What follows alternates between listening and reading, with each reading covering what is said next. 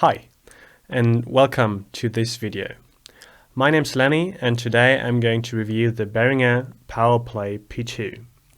It's a headphone amplifier made by the Swiss-German, now part Chinese company Behringer. And let's dive in and take a closer look at its specifications. Alright, here we have it, the Behringer PowerPlay P2. As you can see, it's in a metal case and it's made of aluminium, I guess. It's all in all 13.2 centimeters long. This here you have one side is 3.3 centimeters and this side is 3.8 centimeters. As you can see down here, there's a combined XLR and 6.35 millimeter jack plug input to connect it to your audio source. There's also this release here. On the other side, as you can see here, there's a volume knob which you can turn off and on. There you can also see the control lamp. If it's off, you see there's no lamp shining here. If you turn it on, there's this green light. Also here we have the actual headphone output. So it's a 3.5 millimeter jack plug for your headphones. Up here we have the belt clip. So you have this here, and you can connect it to your belt so you don't lose the amplifier. It weighs roughly, I don't know, 150 grams or so, and it's powered by two AAA batteries, which I'm going to show you in a minute. It costs roughly around 35 euros or 30 pounds. In America it's a bit more expensive, so you have to pay around $50 US for it. So these are roughly the specifications of the Behringer, and now let's get to the review. For that I'm going to show you what I have promised, meaning I'm going to put the batteries in. There we have it again. To open or to change the batteries, you just have to press this button which says press and slide to open, so we'll just do this. We press the button, push here, and out comes the inner case of the Behringer PowerPlay P2. As you can see here, there are the batteries. As I've said, those are AAA batteries. To change them, it's pretty basic stuff. Just put them out.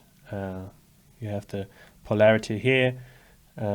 Make sure that they are put in the right way. All the other stuff in here isn't really that interesting for the user. There is a stereo or mono switch, so depending whether what signal is coming in via the audio source. Alright, let's put it back together. To put it back together, make sure that those are on the right side, and then just push them here. And when we're here, as you can see here, there's a slight clearance between the outer and the inner case, which is actually the thing that bothers me the most with this Behringer PowerPlay P2, because I don't know, you could have just done it better, in my opinion. But honestly, I have to say that it doesn't really matter that much, as you do not want to hold it in your hand. You clip it onto your belt, and it really doesn't matter whether there's movement at all. So if you have closed the Behringer, you can connect it to your audio source. As I've said, there's a combined XLR and 6.35mm stereo jack input. Personally, I use the XLR one to connect it. Just put it in, and as you see here, it's really tight. So the release is really worth its money. It's a very stable connection. You don't have to fear that it slips out whenever you move, either on stage or in the studio or whatever. So even if somebody steps on the cable, you don't have to worry that the cable slips out of the amplifier. Alright, so what do I personally think of the Behringer PowerPlay P2?